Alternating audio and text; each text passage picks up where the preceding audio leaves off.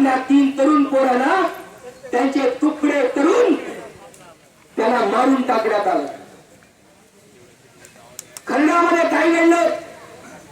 निती नागेला मारून टाकून त्याला परत फाशी देण्यात आलं. कैलांजीची घटना तुम्हाला माहित आहे. या घटना याच कालखंडामध्ये घडतायत आणि बाबासाहेबांची जयंती 125 सुद्धा याच कालखंडामध्ये घडली. पण ज्या बाबासाहेबांनी मनुस्मृतीच्या विरोधामध्ये संघर्ष केला, मनोवादी संस्कृतीच्या विरोधामध्ये संघर्ष केला, त्यांच्याच लोकांनी बाबासाहेबांची जयंती साजरी करण्याचे प्रयत्न केले. कशासाठी? त्यांना वाटलं की बाबासाहेबांची जयंती पूर्ण देशामध्ये आणि जगामध्ये विचारांचा जागर म्हणून साजरी केली जाते. त्याच्यामधनं छोट्यापासून मोठ्यापर्यंत विचारांची घुसळण होते. विचारांचं अमृत, जाती व्यवस्था संपण्याचं अमृत या जयंतीमधनं दिलं जातं आणि याच्यातनं नवीन पिढी जातीयांतासाठी उभी राहते. ते संपून टाकण्यासाठी बांधवांनो लक्षात ठेवा, शासकीय पद्धतीने करोडो रुपये पैसे खर्च करून ज्या जयंत्या साजऱ्या केल्या जातात मनोवादी लोकांकडनं, त्याचं कारण महोत्सवी स्वरूप तुमचं हे करून तुम्हाला जो संघर्ष बाबासाहेबांनी शिकवलेला आहे, या जाती व्यवस्थेच्या विरोधात लढण्यासाठी शिकवलेला आहे, तो संपून टाकण्याचं काम या कालखंडामध्ये होत आहे. म्हणून तुम्ही हे सगळे विचार लक्षात घ्यायला पाहिजे. आम्ही या कालखंडामध्ये ज्या घटना घडल्यानंतर माननीय बाळासाहेब आंबेडकरांकडे गेलो आणि सांगितलं की अशा घटना या कोकणामध्ये घडलेल्या आहेत. बाळासाहेबांनी सांगितलं तुम्ही आधी मोर्चा करा. त्यांचं म्हणणं बरोबर आहे. का म्हणणं बरोबर आहे?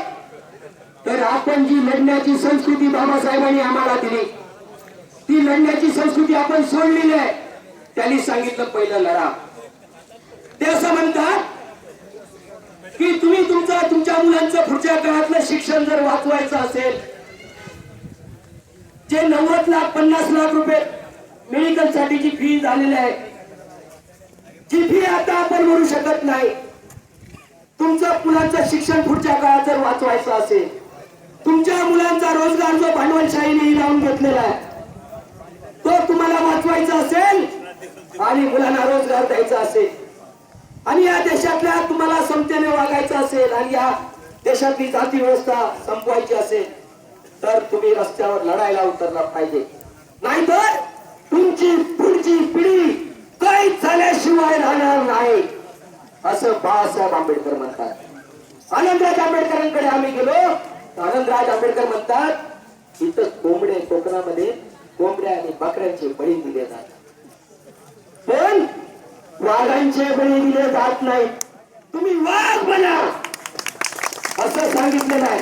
वाघ बनून त्या देशातली जाती व्यवस्था जी कड झालेली आहे, त्या देशातली जी मनोवादी संस्कृती कड झालेली आहे, ती संपवण्यासाठी तुम्ही एकत्र याल, नवीन पिढीला तुम्ही उभी कराल आणि या जो डोलार आहे मनोवादी संस्कृतीचा तो उद्ध्वस्त केल्याशिवाय तुम्ही राहणार नाही, अशी अपेक्षा व्यक्त करतो आणि थांबतो. जय भीम. भरपूर झाले ना, पण गाणं म्हणणार असेल तर गाणं म्हणायला पुढे शिष्टमंडळाची नावं शिष्टमंडळ तयार केलं जात आहे. आपण आता कलेक्टर नाही आहे, आरोग्यमंत्री सिद्धुदुर्ग